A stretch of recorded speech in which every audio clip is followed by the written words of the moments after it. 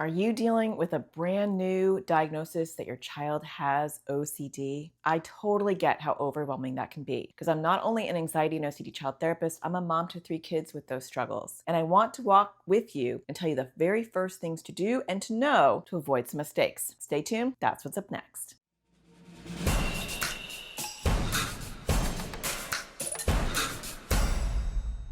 Hi, my name is Natasha Daniels. Welcome if you're new to my channel. I am an anxiety and OCD child therapist, and I support you raising your child with anxiety or OCD. So if you're here and you clicked on this video, your child was just recently diagnosed with OCD, or you're dealing with the diagnosis of OCD. And there are do's and don'ts to how to handle this. And the first step is educating yourself on what OCD is and what it isn't, because the stereotype of what you see in the media is just the tip of the iceberg, and often it's actually completely wrong. So you want to learn what OCD is, and then you want to teach your child what OCD is. So let me give you the short version of that. OCD starts with an intrusive thought or feeling or an image that gets stuck in the brain, and there is a need to do something to get brief relief. This is called an intrusive thought or feeling, because sometimes it's a feeling, not a thought. And this is called a compulsion, which can be an action like washing their hands, tapping. It could be a mental compulsion like neutralizing upsetting thoughts and images, or it can be something that they do with you.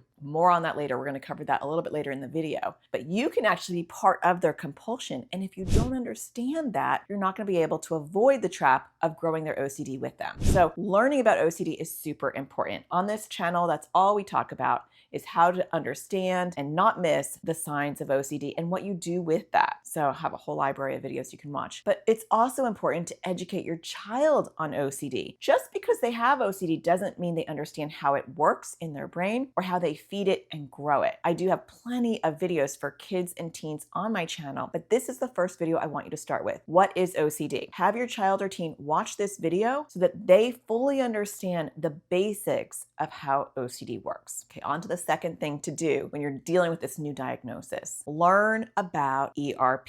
What is ERP? Exposure Response Prevention. It is a type of cognitive behavioral therapy that is the go-to evidence-based therapy approach for OCD. Unfortunately, most therapists will not have been trained or even have heard of ERP. I know that is ridiculous and very upsetting. OCD is like the stepchild of mental health. And so you as the parent have to be a fierce advocate, knowing the right kind of therapy that your child needs and seeking it out and asking the right questions with the therapist. Don't get into the wrong hands because anxiety and OCD are not the same and they're not treated the same. OCD is not an anxiety disorder, although people can argue with me. In the DSM, the Bible of Diagnostic Criteria, we go on, OCD is its own separate category because OCD operates in a different part of the brain than anxiety. You can have both anxiety and OCD, but OCD and anxiety are different disorders and they're approached differently. And so for anxiety, cognitive behavioral therapy, CBT, is a great therapy approach. Other therapy approaches are great for anxiety. OCD is a different beast and the therapy needs to be very specific. If I have a therapist that only treats anxiety, ADHD, autism, grief, divorce, drug addiction, they're not specialized. When you're dealing with OCD, you have to have a specialized OCD therapist or one that understands how to do exposure response prevention. So having a therapist say, yes, I treat OCD, and then you say, that's great. What type of therapy approaches do you use? And they might say CBT, cognitive behavioral therapy. And you might say, that's great because CBT and ERP is part of CBT. ERP is a type of CBT. But if they do not know or say ERP, exposure response prevention, and they only say CBT, cognitive behavioral therapy, they may not know how to do ERP, and they might talk and process your child's issues like it's anxiety, which will actually grow OCD worse. So the message that I'm trying to convey to you is you have to get extra special training to be an OCD therapist, and yet anybody can say they train, anybody can say they treat OCD. And so it's our responsibility as parents to do the work to see, are they mentioning ERP? How many people do they treat with OCD? Have they had training in how to assess, diagnose, and treat OCD? Because in the wrong hands, they can make your child worse, not better. It's one of those rare cases where no therapy is better than bad therapy.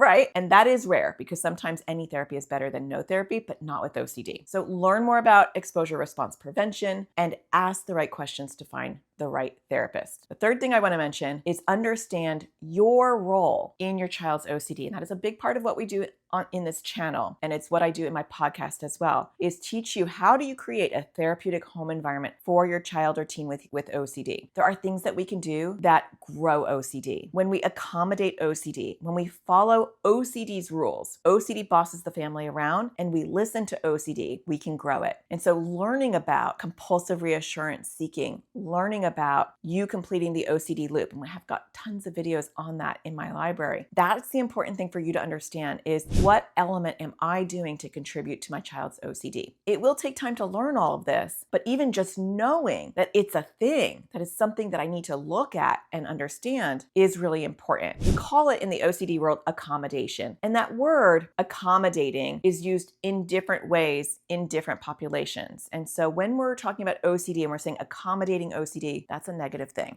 That's a bad thing. We don't want to do it. Sometimes we talk about accommodations in a positive way. School accommodations, that's a positive thing. Accommodating autistic children, that could be a positive thing. Accommodating OCD, not positive, not something we want to do. So we want to learn what are the things that accommodate OCD and how do I slowly pull back my involvement in accommodating OCD. That is the first step. This video is to give you like a broad overview of the things that you want to learn more about, and then we can deep dive into those topics. The last thing that I want to mention is that dealing with OCD is a marathon, not a sprint. It is not something to cure. It is not something to fix like a cold. It's something that we learn how to adapt with. And so it does take time. Sometimes when your kids start therapy, things can get worse before they can get better. That is normal in ERP therapy because it's kind of like a bee's nest. This is what I say to parents. It's like you're trying to remove this bee's nest and you're picking it up and the bees don't like it and they're swarming and they're getting angry. And that's how OCD is. Once you start to get them into the right therapy and you're picking up that bee's nest, it's going to stir up some stuff. That is normal. That's part of the process. But getting to the right therapist is key. And then learning your role will take time. And OCD can be cyclical. So sometimes things can seem worse and then better and then worse and then better. And one of the things that a lot of parents do, which is a mistake, by the way, is they say it's not that bad or it'll be really bad.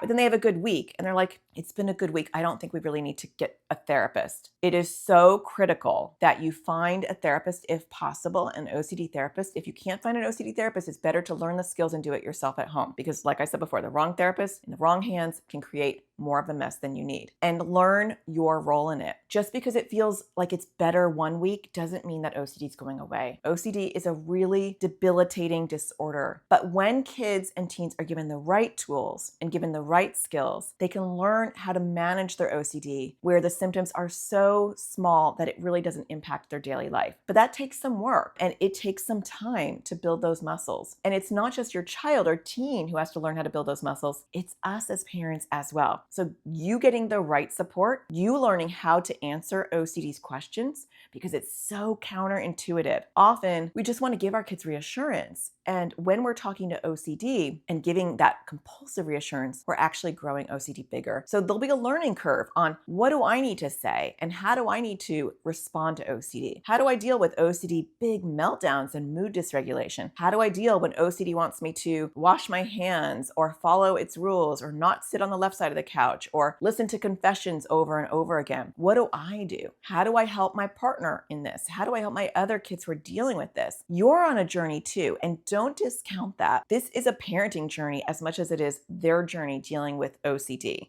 And those are two very different journeys, and both need to be approached in different ways. Your journey is to get the right support, follow resources like my channel, my podcast, and other people's resources to support you as a parent, your own grief, your own overwhelm, your own stress, how to create that therapeutic home environment. All those things are really important, and get your child in the right hands with the right professional as soon as you can, because that is really important. But don't do any old therapist, find the right therapist and ask people. Get into the right groups online or virtually where we can support you and give you that extra support. Because when you're surrounded by people who really get it and know it, then you get the advice and you don't have to learn yourself because somebody's already learned that for you and they can share it. I do have a Facebook group that you can join at facebook.com/groups AT Parenting Anxious Kids. I had to think about it. I forgot what my Facebook group is. But you can join that and subscribe to my channel, and I will support you. I make new videos every Thursday to give you that knowledge and that support. And I have podcasts too. So just consume the knowledge that you can. And don't forget to have your kids watch this very first video on what is OCD, because we want to start educate ourselves and then we educate our kids as well. I hope that you find the sparkle in everything you do, and I'll talk to you again next Thursday. Take care.